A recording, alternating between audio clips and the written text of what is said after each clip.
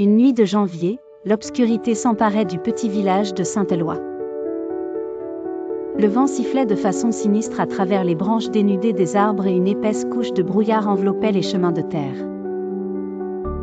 Au cœur du village, se dressait une vieille maison abandonnée. Les rumeurs racontaient qu'elle avait été le théâtre de nombreux drames et disparitions. Mathias, un jeune homme courageux mais imprudent, avait toujours été fasciné par les légendes locales.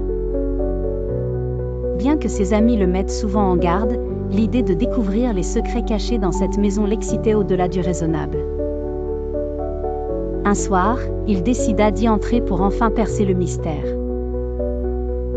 Le seuil de la maison franchi, Mathias fut accueilli par une odeur de moisissure et de renfermé qui lui retourna l'estomac.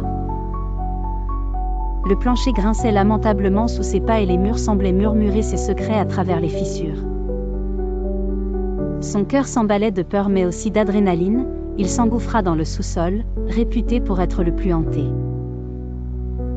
L'obscurité était presque palpable, comme une entité qui l'observait. Soudain, ses yeux furent attirés par deux lueurs dans l'obscurité.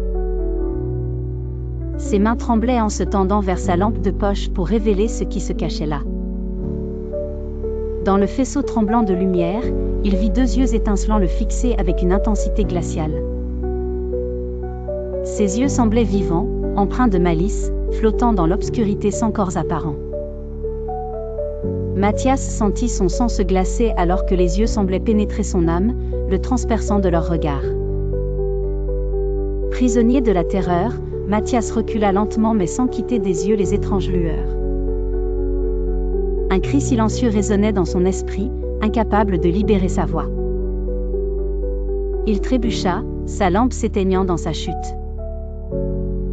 Dans le noir absolu, il pouvait seulement entendre son souffle erratique et le battement effréné de son cœur. Les yeux resplendissaient à nouveau parmi les ténèbres, lui rappelant qu'il n'était pas seul. Mathias éprouva un sentiment d'inéluctabilité, comme s'il vivait une destinée écrite depuis longtemps. Rassemblant ses forces, il se leva, cherchant à s'échapper de cette maison maudite. Mais les yeux le suivirent, hantant son esprit, imprégnant son âme d'une peur qu'il porterait au-delà de cette nuit. Son dernier regard vers les profondeurs de la maison fut pétrifié par l'horreur. Le sous-sol était vide, et les yeux avaient disparu comme un mauvais rêve. Fuyant cette demeure, Mathias comprenait désormais la vérité, certains mystères étaient faits pour rester enfouis, au-delà de la curiosité humaine.